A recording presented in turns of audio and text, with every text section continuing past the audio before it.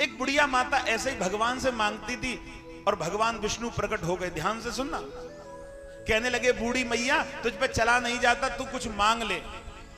बूढ़ी मैया कहने लगी, क्या मांगू? विष्णु भगवान कहने लगे, जो मांगे वो मांग ले। कहने लगे, मैं बड़ी बहू से पूछ करके मांगूंगी। बोलिए वृंदावन बिहारी लाल। कल फिर आना। विष्णु भगवान कहने लगे, चलो कल फिर आएंगे, घर वालों से पूछ लो क्या मांगना। बड़ी बहू के पास में पहुंची, बेटा कल भगवान आए थे विष्णु रात में और कह रहे थे तुम कुछ मांग लो। बहू कहने लगी, भगवान से मांगे तो ये मांगना कि क्या, कि हमारा घर गांव में सबसे बड़ा बन जाए। बूढ़ी मैया कहने लगी, ठीक है ऐसे ही मांगू। लेकिन मैया का मन नहीं माना। मैया कहने लगी, बेटे से और पूछ लूं।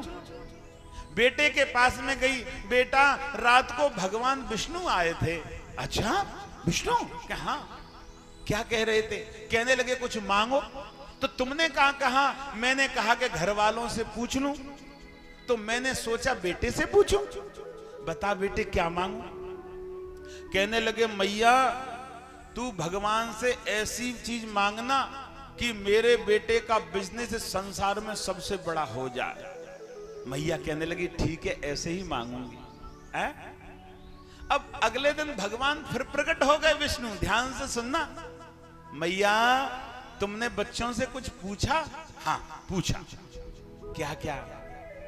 कि बहू ने कहा कि सबसे बड़ा घर बन जाए गांव में, और बेटे ने ये कहा है कि मेरी और जो बिजनेस है वो सबसे बड़ा हो जाए। भगवान ताली बजा के हंसे। तू बिल्कुल बुढ़िया पागल है, अपने लिए कुछ तो मांगा ही नहीं तूने।